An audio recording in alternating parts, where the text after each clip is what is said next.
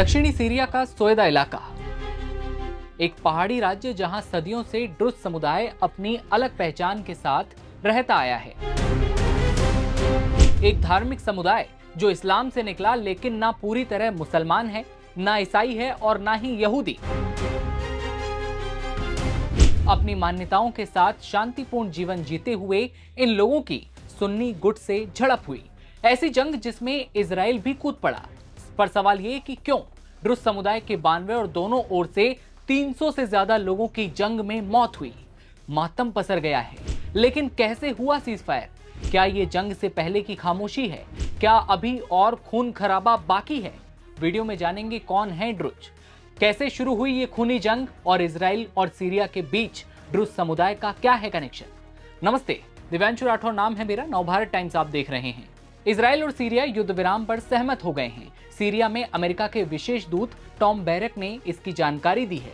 युद्ध विराम की घोषणा ऐसे समय में की गई जब सीरिया के दक्षिणी क्षेत्र में ड्रुज और बेडोइन समुदाय के बीच संघर्ष में करीब 300 लोग मारे गए। 18 जुलाई को ही सीरियाई राष्ट्रपति ने कहा था कि अधिकारी सीरिया के दक्षिणी क्षेत्र में एक बल तैनात करेंगे जो संघर्षों को सुलझाने के लिए समर्पित होगा और स्थिरता बहाल करने और हिंसा रोकने के लिए राजनीतिक और सुरक्षा उपायों के साथ कोऑर्डिनेट करेगा। ये खूनी जंग क्यों छिड़ी, इस पर बात करें उससे पहले कौन है ड्रुज। DW की एक रिपोर्ट के मुताबिक सीरिया में 70% से ज्यादा आबादी सुन्नी मुसलमानों की है। शिया अलावी जैसे मुसलमान 13% हैं। इसके अलावा इस्लाम जैसे दिखने वाले कई छोटे छोटे जातीय समूह के लोग भी यहाँ पर रहते हैं। उन्हीं में से एक होते हैं ड्रुज। कुछ रिपोर्ट्स में यह भी लिखा गया कि इस्लाम की शिया शाखा से निकले हैं, लेकिन इन्हें पक्के तौर पर मुसलमान नहीं कह सकते। एक धार्मिक समुदाय जो इस्लाम से निकला लेकिन ना पूरी तरह मुसलमान है, ना ईसाई है और ना ही यहूदी। थोड़ा और पीछे चलें तो अरबी बोलने वाले ड्रुज समुदाय का उदय 11वीं सदी में मिस्र यानी इजिप्ट से माना जाता है। शिया विचारधारा से विकसित होने के बावजूद इस समुदाय के रीति रिवाजों में हिंदू, ईसाई और यहूदी धर्म समेत कई प्राचीन दर्शन का अंश भी देखने को मिलता है। ड्रुज लोग पुनर्जन्म में भरोसा भी करते हैं, जबकि इस्लाम में पुनर्जन्म की अवधारणा है ही नहीं। ड्रुज धर्म में ना तो कोई धर्म परिवर्तन कर सकता है और ना ही किसी दूसरे धर्म से शादी कर सकता है।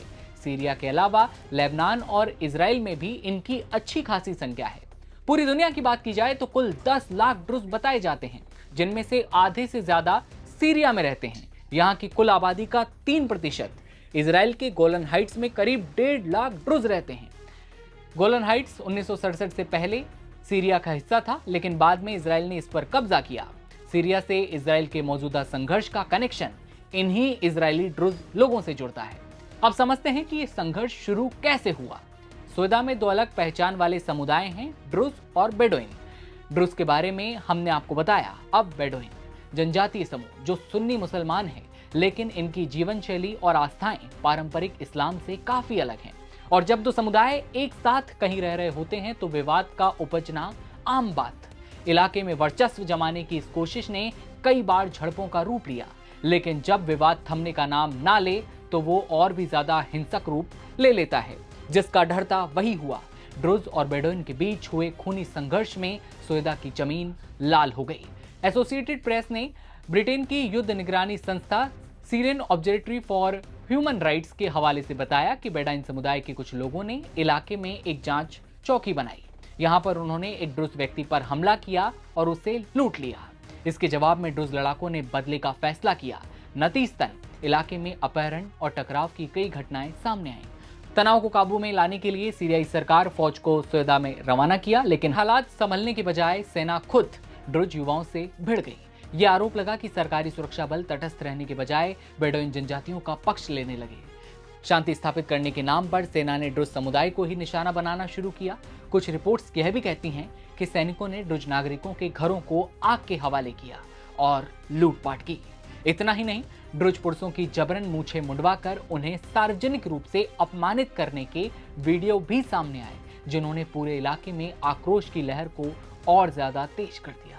सीरिया और इजराइल की भौगोलिक निकटता के चलते वहां की हर हलचल का असर इजराइल पर पड़ना भी लाजमी था। और जब मामला ड्रुज समुदाय से जुड़ा हो तो इजराइल की रुचि केवल रणनीतिक नहीं, सांस्कृतिक और सैन्य भी बन जाती है। CNN की एक रिपोर्ट के अनुसार गोलन हाइट्स जैसे इजराइल के कब्जे वाले इलाकों में रहने वाले ड्रुज न सिर्फ वहां की सेना में भर्ती होते हैं, बल्कि 1957 से उन्हें बाकायदा अनिवार्य सैन्य सेवा में शामिल किया जाता रहा है।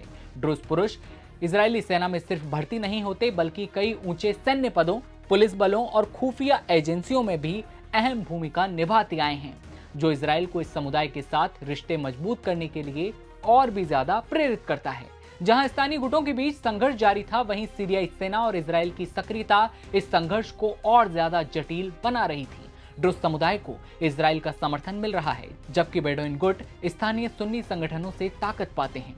सोयदा आज सिर्फ एक सीरियाई राज्य नहीं, ये धार्मिक, जनजातीय और राजनीतिक ज्वालामुखी बन चुका है। जब तक संवाद की जगह संग्राम रहेगा, तब तक ये आग पूरे मध्य पूर्व को जलाती रहेगी। इस पूरे घटनाक्रम से साफ है कि सीरिया में जारी जातीय और राजनीतिक संघर्ष अब क्षेत्रीय सीमा लांघ चुका है और इसमें इजराइल जैसे बाहरी देशों की भूमिका अब लगातार बढ़ रही है। इजराइल की एंट्री के बाद सीरिया में भयंकर तबाही मची। तुर्की में अमेरिका के राजदूत टॉम बराक ने अचानक फिर युद्ध विराम का ऐलान किया। बराक, जो सीरिया में विशेष दूत की भूमिका भी निभा रहे हैं, कहा कि तुर्की, जॉर्डन और कुछ अन्य देशों की कोशिशों से यह समझौता पॉसिबल हुआ। एक्स पर पोस्ट करते हुए बराक ने बताया, इजराइल के प्रधानमंत्री बेंजामिन नेतन्याहू और सीरियाई राष्ट्रपति अहमद अल शरा अमेरिकी विदेश मंत्री मार्को रूबियो के समर्थन से युद्ध विराम पर सहमत हो गए हैं। इसी के साथ बराक ने सभी ड्रुज, बेडोइन और सुन्नी गटों से अपील की है, हथियार डालें और एक नई समावेशी सीरियाई पहचान की ओर बढ़ें। हालांकि युद्ध विराम लागू हो चुका है, लेकिन जमीन पर तनाव अब भी जिंदा है। सवाल यही है, क्या ये शांति असली है या फिर ये सिर्फ असली जंग से पहले की खामोशी है? क्या अब एक बार फिर ये सीजफायर टूटेगा? इस तरह की खबरें भी अब सोशल मीडिया पर देखी जा रही हैं। कहा जा रहा है कि ये सीजफायर जल्द ही टूट जाएगा, लेकिन ये तो देखने वाली बात होगी आगे क्या कुछ बड़े अपडेट सामने आते हैं। खबर पर आपकी क्या राय है, कमेंट सेक्शन में बताइएगा। कैमरे के पीछे रोहित है, मैं आपके साथ दिव्यांशु।